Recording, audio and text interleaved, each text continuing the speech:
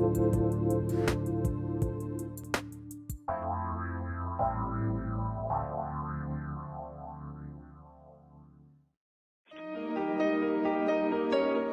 to the Dr. Pat Show. Talk radio to thrive by. Powerful, inspiring, and coming to you live, bringing you stories of people like you and me, busting through and living life full out. Get ready to dare to wonder what your life would be like if you knew you could not fail.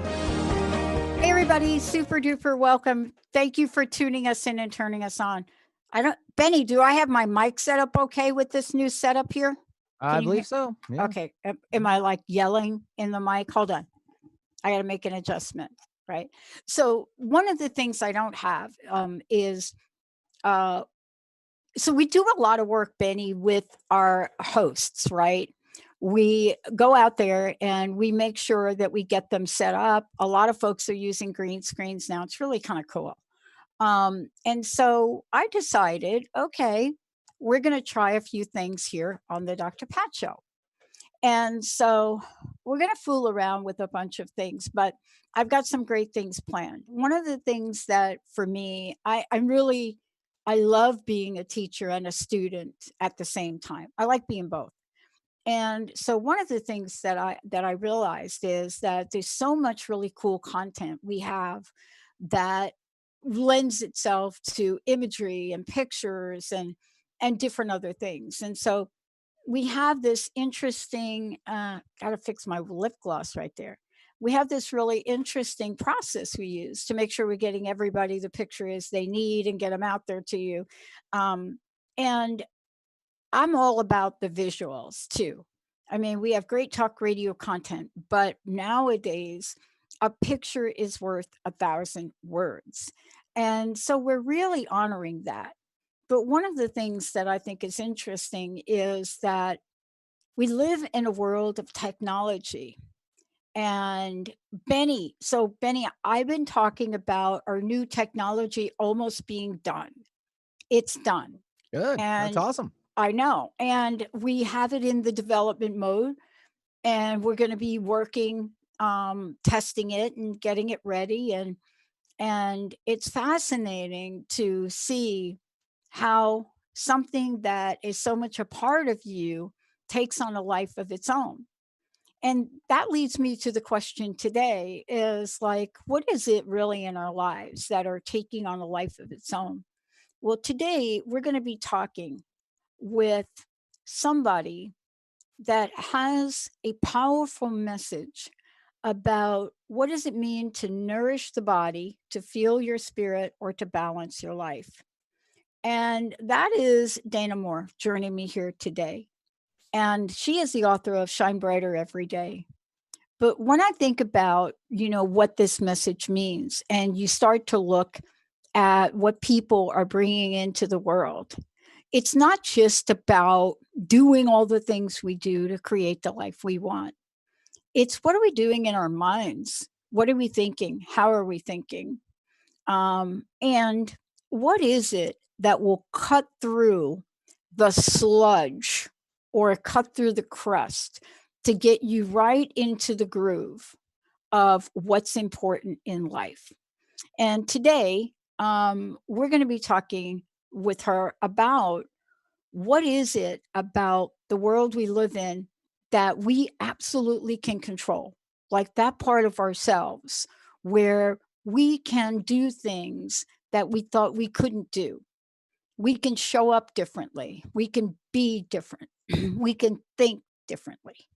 And so that's one of the great lessons for me is that, when you think that you don't have a sense of your life or you don't really know how you're going to live or what you're going to do next or how that's going to turn out in the end.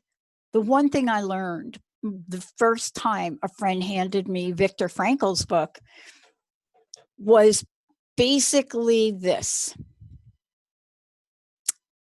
We don't have a lot of things we can choose. Maybe that's what you think. We don't have a lot of freedoms to choose, but we do have some very important ones. We can choose to decide what we're going to think, what we're going to believe. We can even choose what it means to have a most amazing and joyful life.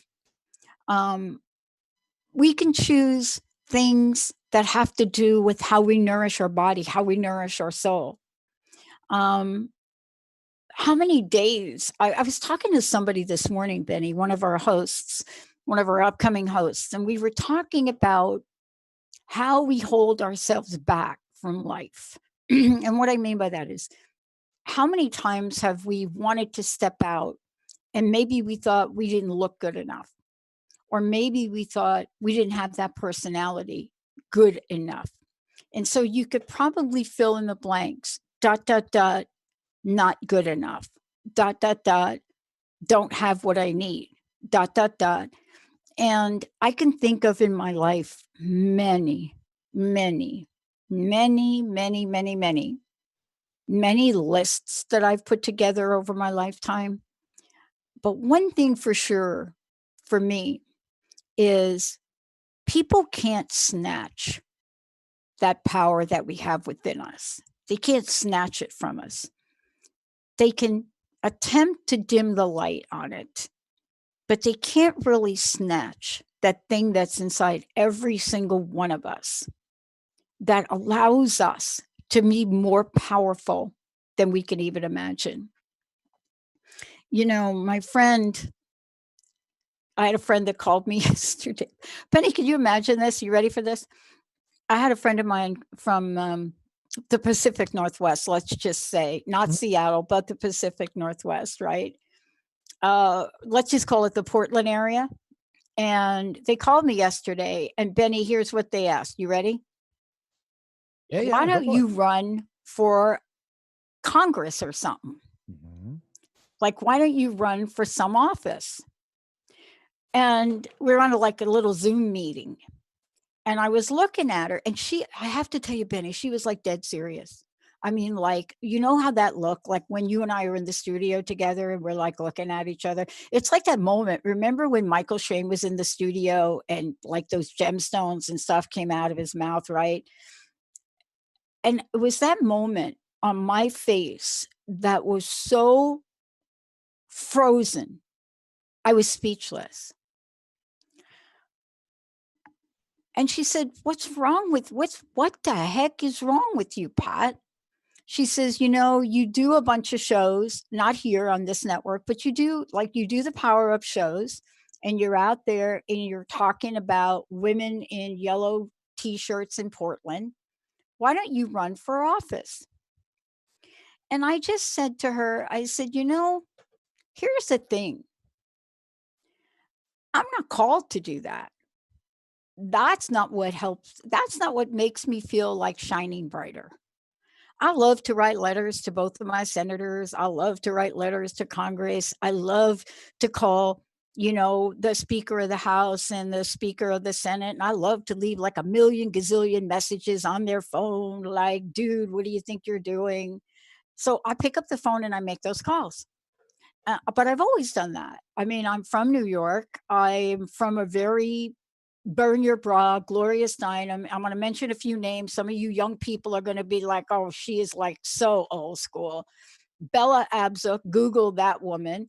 But I come from that place where if something gnaws at you and is dimming your light, right? That's what we're going to talk about today. We're not going to talk about dimming your light, but we're going to talk about what it means to shine brighter. But you know it, I know it, we all know it. We know it when we have this big, radiant, sunny morning sunrise light and the dimmer switch gets turned on. And you got the big light, but now you don't have the big light. And you see part of yourself in the shadow.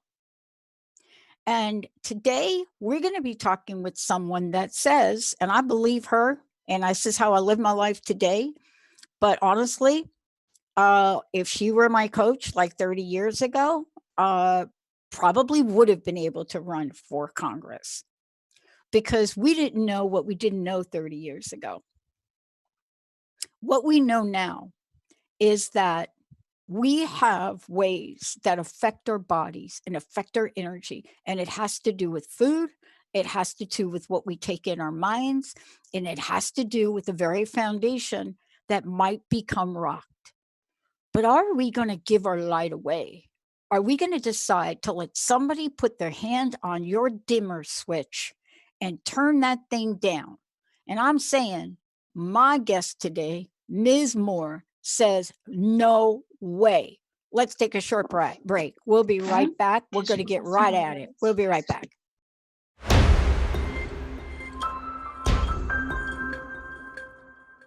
Hey everybody, welcome. It's so good to have all of you joining me here today. Danah Mor is joining me here. But and you know, I was talking about you before the show, and you couldn't hear it. But you know what I was talking about was we are living in an interesting time where we're going to learn some lessons. And Danah, one of the lessons I talked about is exactly what you represent and what your message is, right? You know, Ayurvedic physician. You should have seen the way I pronounced that 10 years ago. Just saying.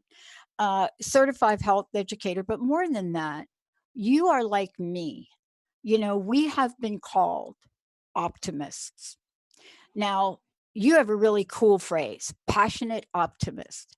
I get labels like you are an optimist on steroids, Pat. That's like you, right? But here's the thing. You and I went through some serious, what most people would call setbacks, chronic disease, discomfort at every level.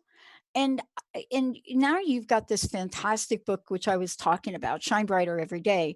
And as I was going through it and reading it, what I was drawn to and what I love talking about is how does somebody get to become you? How do you get past all of the things that you've gotten past? How did you do that? How did you move to this place as a respected, certified health educator? How did you get from those places that would have stopped most people? How did you get from there to here today? And welcome to the show. Thank you very much for having me, first of all. And it's quite humbling the way you introduce me or the way you actually ask me all those questions. Like sometimes we don't really give ourselves a lot of credit for what we do and what we get through. And as you speak, I'm like, are you talking about me? Like, so thank you for that. And it takes a lot of work to keep yourself grounded when you're making these steps in your life, because it's hard to give yourself value for what you do. And then when people start giving you value, you have to keep yourself grounded, otherwise you can float around. But I can say that it all started with a very special education based on love and nature. Like my mom brought me up, my parents brought me up, but my mom had a lot to do with the way she supported me in my life. And when life was always had to be fun, and that was really important. Like if it's not fun, you know, we would be in a traffic jam and my mom would get out of the car and put music on really loud and start dancing. And we'd be like, oh my God, you're so embarrassing. And she's like, guys, loosen up. Don't take life so seriously. Like you need to enjoy it. And as I grew into the working world and I got into into academics, you know, I saw everyone was so serious all the time. And I was like, wow, I was brought up with this and I was too serious. So having, I think, one of the most amazing virtues that we could look for and hold on to in our life is reflection and contemplation, because the more we can actually look at ourselves, the more we can understand and the more conscious we become. And Eckhart Tolle says it so nicely: consciousness is true freedom. Real freedom in life is being conscious, because then you can really choose if you want to be angry, if you want to be sad, if you want to play the victim, or if you don't. And I think that kind of upbringing and that kind of education can really give you, and if you haven't had that education, it's not too late. Like life, I mean, I had that education, but I'm different from my brothers and sisters, and they had that education too. So I'm not saying that we're all different. But it's really about how much you want from yourself and how much you pull out from yourself, because I have a really nice chapter, and there's a paragraph that I love of that chapter. It's called "A seed will never be a tree if it doesn't go through something." You know, a seed is just a seed. It's not a tree. And we need to go through some kind of positive stress to grow. And I think people sometimes are afraid of this growth, afraid of feeling anything, afraid of pain, but everything, we pass through it. So to answer your question, I just got to say something to you about this for a minute. You have a lot of phrases like this in your book. I don't know if you know it. They should tell you that I read the books. And so you've got a lot of phrases like that. But I would venture to say that you're about to tell me how you, as a little seedling, found a way to bust through some very thick and hard clay soil. Just saying. Yeah, but so I think it's courage is the first thing you want to have in life. It's courage, and I say it in my introduction, the willingness. Your willingness is your best asset, because you can fail 100 times, but if you have the willingness to just try one more time, or to do whatever it is you're afraid to do, is so important. Knowing that you have all the answers inside of yourself is also such. My mom, when I started to lose my eyesight, my mom took me outside and she was like, "What's that?" And I was like, "It's a tree." And she's like, "What's that?" And I was like, "The sea, the mountain." And she looked at me and she's like, "Danah, you see everything that you need to see. Everything else is not important." So learning that whatever life gives you is enough for you. And when we start comparing ourselves to others, it's everyone has a different perspective and different assets or different resources, and we don't need all the resources. We have the ones we need. We have access to everything we need. I think that can really help someone understand that they have the capacity, they have all the tools they need to get through. And understanding that there's a deeper connection, like we're not here on our own. We used to have connection with our helpers, and we lost connection with them. So we need to know that we're allowed to ask for help, and we're allowed to so I think in all that said, and it sounds very philosophical, it's very practical, like have the courage to be a dumbass. Sorry to say, I don't know if I'm allowed to say those words. Let me tell you, I love that. I don't know if Benny's going to beep us on that, but one of my favorite saying is, like, ignorant is what has gotten me this far. It's not what's going to get me to the next level, but ignorance is not stupidity. It is knowing that I don't know what I don't know, Danah. And I think that's what you're talking about. There's this sense that, when I was reading your book, something hit me when, and by the way, I have been called a dumbass by like a lot of people in my life. I mean, so Benny, are you going to like bleep me?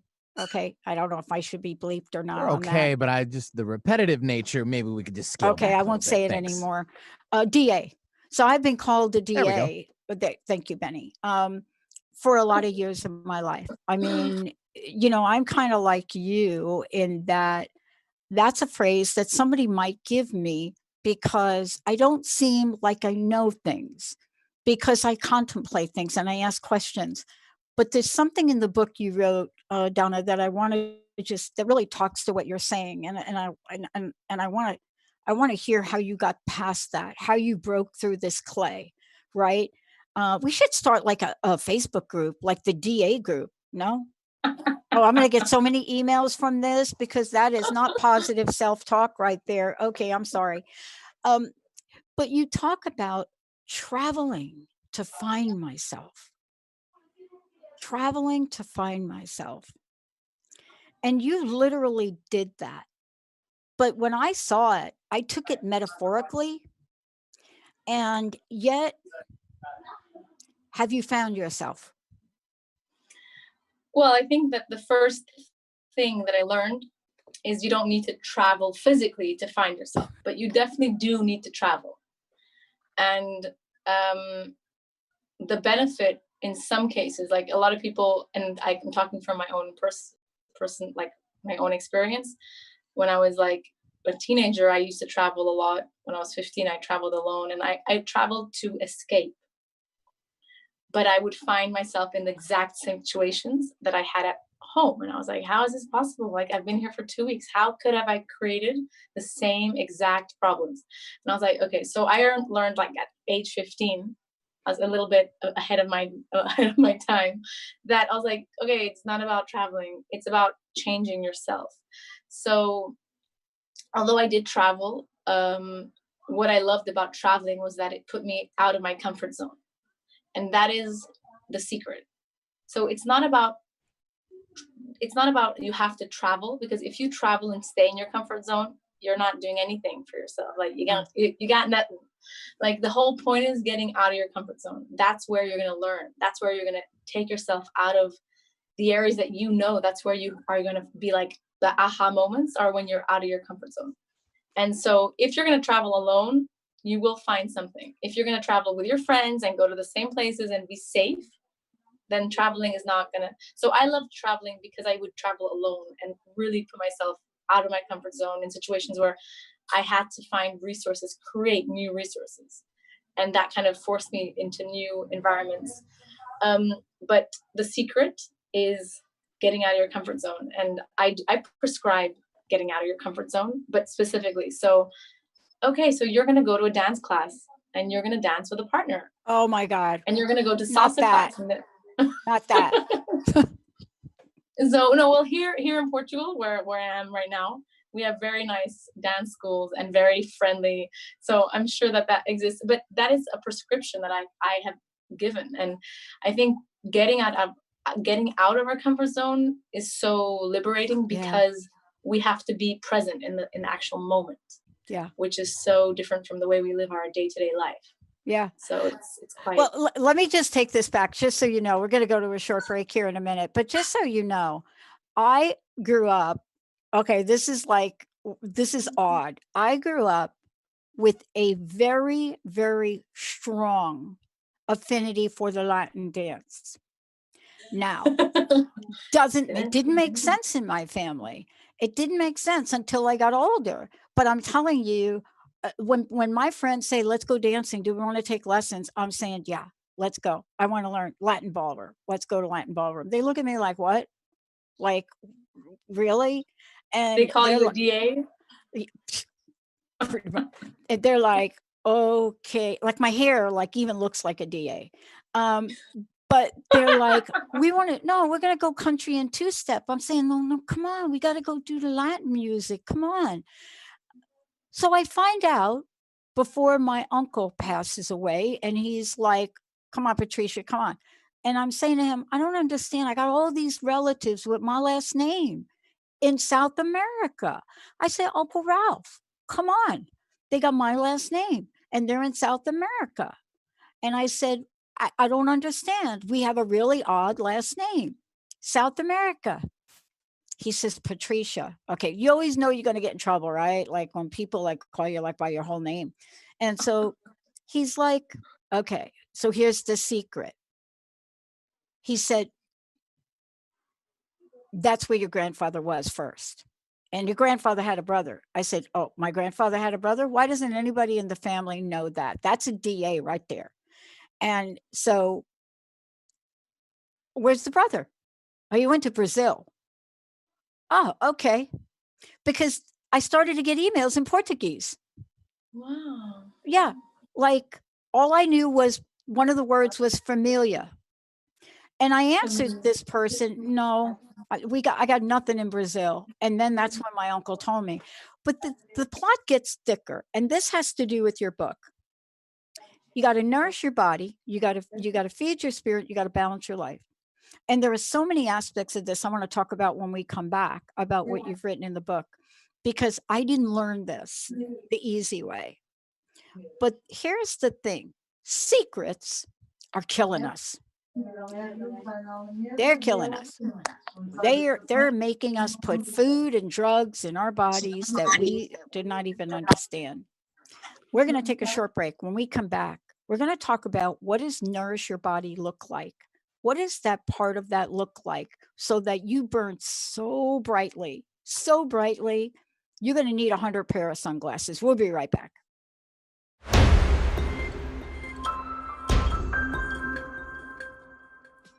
Hey, everybody, welcome back. This is so fun. People ask me, this is like the most funnest thing for me, because we have somebody, right? Danah Mor joining us here today she's in Portugal, right? Did I get that right? Yes, right. I'm in Portugal. Yeah. She's got a fabulous book, which she's going to spend the next half hour talking about. And she was out and about because we had a little confusion with the time of the show. But Benny, this has got to be a first. Benny, this has got to be a first. The other one we had was when we had Krishna Das in the barber with the haircut. Remember that? Yeah. This one's even better. This one's better. And what this means is, and this is why somebody like Danah could write this book. She could write this book because it doesn't matter where you are. You could be out shopping and then realize you are on the Dr. Pat show and you have to make it work. Danah, thank you. How do people, let's just talk about the book. How do people get a copy of this book? Look, she's laughing. This is laughing. The book is available in stores, but right now with the circumstances, you can get it on Amazon, on Barnes and Nobles in the States. If you're in the UK at Waterstones, it ships worldwide, so you can get it anywhere, and Amazon's probably an easy bet, but every large bookstore is housing it in the States. Yeah, and here's why I love this book, because first of all, there are pictures in it. Woo-hoo! That's what I'm saying. But this is a book that we have to get people to follow this so that we understand, and this is my question for you. We have to understand better. I had to get deathly ill in 2004 for me to realize what you have in the book. I mean, really bad, like overnight. But this in the book, we have not yet connected the dots between what we put in our body and what we put in our mind and how we can shine in the outside world. I would love for you to talk about that discovery. And, you know, your writing of this book has so many things in it. If I ask you now, if for some reason we got disconnected, what are the top 5 things you want us to take away from this other than the DA? Okay, so the first thing is that food is important, but it isn't everything. So it's only important to understand about food so you can stop toxicating yourself, because food grows naturally everywhere. So it's like eat food, not too much, mostly vegetables. That's like, it's pretty simple food. So I would say food is important, but it's not everything. That's the first thing. The second thing is that I would want to jump into the most important thing is that you are what you think. So your thoughts and the way you relate with your thoughts really creates your life. And, you know, people ask me, like, I am trained as a doctor, as a natural doctor. And yet, you know, and I know so much about food, and people are you a nutritionist? And I say, no, I'm not. But my book is not about nutrition. It's about, you can't change the way you eat. You can't change anything in your life if you don't change the foundation upon which everything is created, which is our thoughts. Our mindset is like the root of everything. And if you can't, so you can't go on a diet. It's not going to change your life. It'll change your life for a few days and for a few weeks, but you will eventually like yo-yo. So the book is about changing the way you are, your state of being in life. And when you change your state of being, you don't have to do anything else, because everything happens naturally. And it is one of the hardest things to change, but it's everything else is effortless. And so I would say, like, that is the most important thing to realize in life, that everything on the outside is just cover up. It's all like, it's just the flower, just clothes like that but the inside is how you actually, your state of being. And I have a chapter called You Are What You Eat, and then it's crossed out and it says think. And I think that's one of my favorite chapters. I was saving that for you. But let's talk about it. But let's talk about that, because, you know, for the most part, it's, you know, I've interviewed a lot of people. I think you heard me say this is like 16 years. So it's where somebody is counting this. I'm not. But one of my folks says, you know, are you going to celebrate your 10,000th interview? And I'm like, oh my God, no, I feel so old with that. What is that about? But when you cross this out in the book, it got my attention, because how many times do we have a thought, then an emotion, then we reach for the half a pound of cheese, the topped with whipped cream, exactly, on a sugar cookie, Let's not hold back. I mean, who makes quesadilla with whipped cream? Well, that's what you do, right? Yeah. But we can't shine. We can't do that. If our mind is telling us we're not enough, that we're DAs, that will never amount to anything. And so when you are out there speaking and when you were writing the book, how did writing the book change you, Danah? Because I know it must have. There's so much in this book. I mean, I could pull like 50 quotes from here. But I just, for all the listeners that are listening right now, I want to say that the bad talk, it doesn't stop. Like, I've written a book. Like, people are like, oh, you've done it. I'm like, no, I have imposter syndrome all the time. Oh, me too. I'm constantly feeling like, am I the right person to do this? So, I mean, that doesn't stop. Like, we live in a society that for some reason and in some kind of vortex, we always think that we're not good enough. So that doesn't stop. Writing the book was one of the hardest things I've ever done.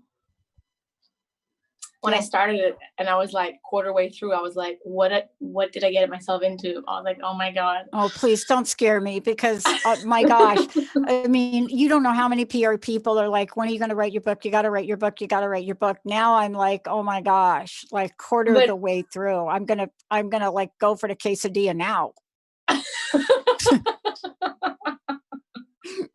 Well, I think it's really important to create a support system for yourself. Yeah. Like, I work with motivation. So for example, I always had something exciting to do at the end of the day, like at 9 p.m. or at 7 p.m. after doing a whole day's of writing, not in the morning. So I'd write and then I'd be like, okay, I'm booking like dinner with a friend, or I'm booking like an outing or something that got me like excited. If I was like, no, I can only go if I finish. But what really kept me writing was knowing all the people that I was writing for. Oh, for all the listeners. Like, and that's not, I'm not saying that. That's really like, when I was like, oh my God, I can't do this anymore. I'm so exhausted. Like, my brain is frying, and I'll be like, no. Like, and I would imagine all the people that I'm helping, and all the people that's going to do it. Don't know that they don't know, because you talked about that just before the break. Like, one of my favorite things in life is creating the little spark of curiosity in people. So it's like, I love talking to people and they don't know that they don't know. And then you talk to them and they're like, now they know that they didn't know, but they still don't know what they don't know. But now they know that they don't know. And they're like, how come I didn't know that? How come what? There's more that I don't know? How's that possible? How can people keep information from me? And I love like that. If I could only do that my whole life, like, I would be happy. I love spark, like igniting the curiosity in people, because I think in a way the society has built things so that we don't ask questions. We stopped asking questions. We stopped questioning things. We just believe everything we're told. And I say in my book, like, don't believe me. Try everything for yourself and experience the things on your own, because knowing is not knowing it here. It's knowing it in your body, in your cells. That is really knowing.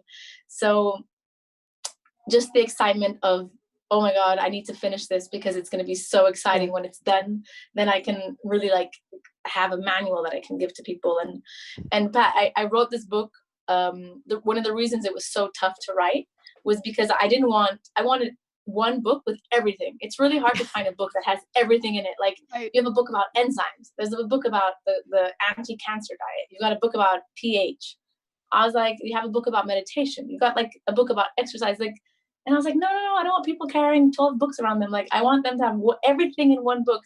And I think I simplify things. I like to simplify things to the maximum. So it's like, all you need to know. This is what you need to know, and this is what you need to do. And I wanted to create like a very practical visual manual. Like, okay, why and how? Tell me why I need to do that, and tell me how. And so it's even separated, like every chapter has a separation where you can like go straight to the how if you don't want to know the why. Right. And when you're doing the how, you can read the why. Like, it's super adaptogenic. And I also wrote it for people with attention deficit disorder, or like most of my generation that has no patience to read. they want to see everything. It's all like got to be visual. So I think I tried to write it and make it the book as visual as possible. So like if you just want to read all the titles of every part, you can only read the titles and look at the pictures and look at the charts, and you get the book. Yeah, You get the information you needed. Well, that's what that's really what I loved about the book. And I'm so glad you could stay on because, well, first of all, I want to make sure people go to your website because they can sign up for your newsletter there and they can find out more about you. But you did such a really good job for this. Two things I was struck by. I was telling Linda about it. Linda's been my best friend since 1972. She's also a fantastic producer. She's amazing. And I said, oh, I love this book. Really big print, a lot of pictures, and we cut right to the chase. And so I got stuck on, in a good way, the parts that you're talking about pesticides. Before we go to that, can you take a minute and let people know, first of all, website, how they can find out more about you, and maybe you want to speak in all 7 languages that you know, or maybe 1 or 2, I don't know. Okay. I don't want to be showing off, but if you're insisting. So my website is, my name is Danah, but it's spelled like Dana with an H. So DANAHMOR.com. And it's that on Instagram with an underscore in between. So DANAH_MOR on Instagram, and on Facebook, it's just Danah Mor. So it's all together. Please sign up to become a More Lifer. The project that I've created is called the More Life Project. Yeah. So sign up for the newsletter and become a More Lifer, become part of the movement, the global movement. And posso dizer em português, gostava muito que vissem o meu site e subscrevem au meu newsletter. Je peux dire en français aussi, il faut aller à mon site et je vous attends de là. Very good. Look at, so what I love is that we're having a conversation about what I believe is one of the most important present actions, next actions for our lives. And I say this because there are many reasons, all of which are in the book. We have some level of information about what's happening to the food chain, what we could put in our bodies to make us feel better. We have some information about that. Now, you and I have gone down a path where we did have to pop through that clay dirt. I'd never been sick in my life. I didn't even understand what chronic illness was. I never really appreciated chronic illness in other people until April 1st of 2004. At the end of the day, my body magically changed, and I was in the throes of what they called a mystery disease. But I now know that I needed to learn about what that experience was like so we can do work to help other people. I want to ask you, if you looked at everything you know and you've wrote in the book, is there any one thing that you would say to people, if there's nothing else for you to do today, change this one thing in what you put in your body? And don't say caffeine, because this is organic coffee. Oh, no. Without cream right here. Oh, you're so funny. Okay, go to your number 2. No. I don't actually talk about caffeine in my whole book. So right. you're off the hook. Like, that's been so talked about. I think the thing that I do say that it's like, if you don't want to do anything else, do this. In terms of food, is drinking your veggies in the morning, like not going to solid food in the morning, and having actually like a liquid green juice. Yeah. It's not a fruit juice, but a green, like, vegetable juice. I think that's one of the best things you can do. That's like, and you don't have to change the rest of your diet, and you're really putting so much goodness into your body. So actually, like, for everyone listening and watching, I do regular challenges that are free. So do sign up to my mailing list, because I will let you know when we're doing the next one. I'm going to do one in Portugal just in 2 weeks from now. Great. But I'll be doing one in October, like internationally as well, which will be in English. But we do like challenges to show people like in 7 days you can feel different by just in doing one tiny thing in your diet. And it's a free challenge, so I accompany you and I tell you how to do it. But yeah, I think the morning green juice really makes a difference to what you're putting in your body, and it helps you to prolong the elimination of toxins. So for me, like that is something that's adding something into your diet. Yeah, that's a great idea. That's a great idea for two reasons for me. Is one, we always think that we have to go to extraordinary lengths to make the best green smoothie, but literally there are so many things that we can get up in the morning and do that with water. I have like a pH water machine, but that's a brilliant idea. You know what? I never even thought to do that like that. All right. What's your number? So the number 2, I probably like, so I have a chapter called Cut the Crap. And it does say it is cut the crap most of the time. So everyone that loves their crap, don't stress out, because I'm not saying that you have to cut the crap all the time. It's most of the time. And that's such an important, like, so my editor, like my publishing company, they took that out of the chapter title. And when they sent me the book, I was like, it has to be there. You can't take it out. Right. Because it is the essence of my whole approach. My approach is not becoming like obsessively obsessed with healthiness, because that's not healthy. It's about finding the balance and finding the flow and finding the pleasure in doing what you love and doing what is great for you. Because if you think of it, we're like the only species that does things that are not good for us knowingly and doing it anyway. There's no animal that's like, no, oh yeah, that's bad for me, but I'm going to do it anyway. Because right. like, if you think of it, we're kind of mentally ill. Like, why would we do something we know that's not good for us? Like, so it's really about. Well, I can answer that question because I studied it for 10 years. Do you want to know why? We're the masters of denial. There's no other species on the planet. There really isn't. You nailed it. Maybe something extraterrestrial that may have it down, but we have learned very early on that, feed our pleasure and deny the rest. But it's catching up with us. And I think that's part of the message too. But that is the essence of what I write about. So if you really understand your state of being and your state of mind, and you start to practice a level of actual really caring about yourself, when you have an urge to do something that you know is not good for you, the energy that is around that desire will change, because your relationship with yourself is improving. I don't know if I'm being clear enough, if you can understand that, or if the listeners can understand this, but it's like, if I love ice cream, but I know ice cream is going to make me feel nauseous, I'm going to, with pleasure, I'm going to find less toxic ice creams to eat, because I still love ice cream, but now I enjoy ice cream. And that's like one of my things. I love ice cream. I do too. Oh my God. That's my jam. Every single day. I could too. Oh my gosh. Like if in the summer, like if I'm on holiday, I will eat ice cream every single day. But it's about finding ice cream that's kinder to my body, that's less toxic, that's less harmful, because I want to be kinder. And that's what we have to change. So I still, for example, if I'm in a place where I can't get ice cream that's not that toxic for me, I might eat ice cream that's toxic. But it won't be like every day. It'll be like sometimes. And that's why it's about cutting the crap most of the time.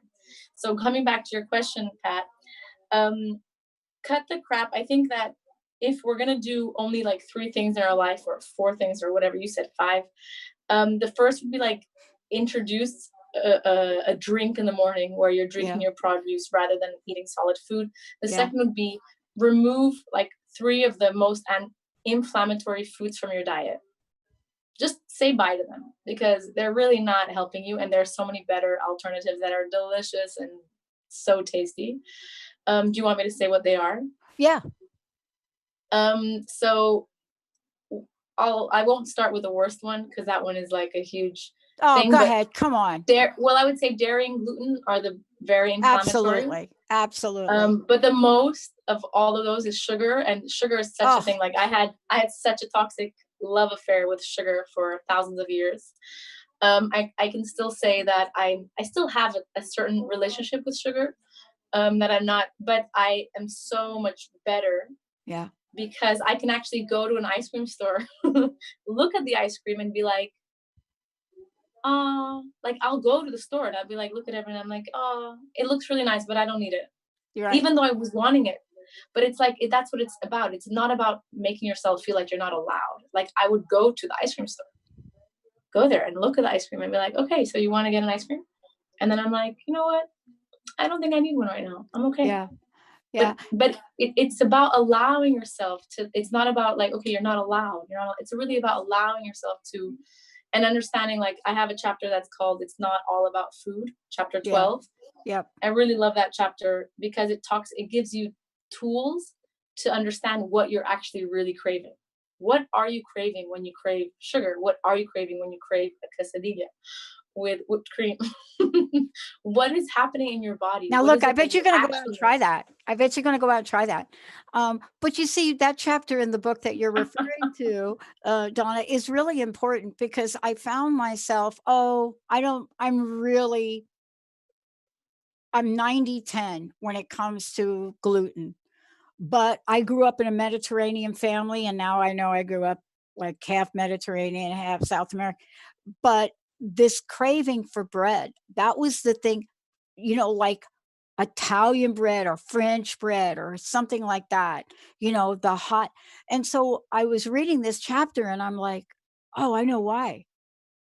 Because one of the dearest moments of my life was going to the bakery after church, getting that hard Italian roll, we used to call it, with the butter. And so we have to be able to connect those things to realize, what are we really missing? What are we really craving? I'm getting goosebumps as you talk. Yeah. Yeah. So what am I really craving the bread? No, because I know I'll be sick for like 2 weeks if I eat that whole loaf of bread. Exactly. But I'm craving something that's so dear. And I'm so glad you included it. Look, I want to thank you for today. I hope you will come back. I hope you enjoy the rest of your day. And, for people, please let them know how to get a copy of the book, how to find out more about you as well, Danah. Thank you so much for today. Thank you so much for having me. Thank you very much. Do you want me to? Yeah, let's have your website. Yeah. Okay. So, I'm not very good at marketing myself. So sorry. I'm helping. I'm helping you. So DanahMor.com. That's DANAHMOR.com.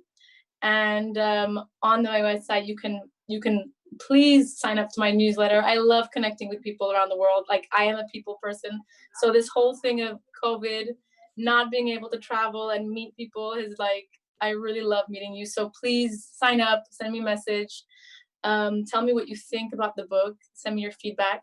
And I'm on Instagram and on Facebook. And I do a lot of lives and I answer questions. So I'm super active.